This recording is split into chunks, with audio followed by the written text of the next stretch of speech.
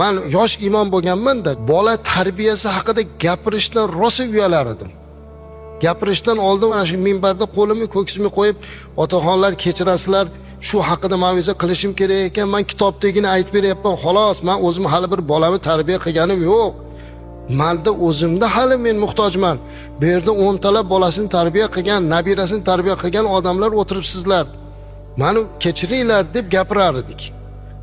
Gapimiz ham o'ziga yarasha edi, dunyo qarashi ham o'ziga yarasha edi. Yillar o'tib, men o'zim bobo bo'lib, hozir nabirali bo'lib, bir nechta kelin va nabiralar ko'rganimdan keyin o'sha mavzuda gapirsam boshqacha gapiryapman. Chunki boshimdan o'tdi. Ko'zim bilan ko'rgan narsamni gapiryapman. U boshqacharoq bo'ladi.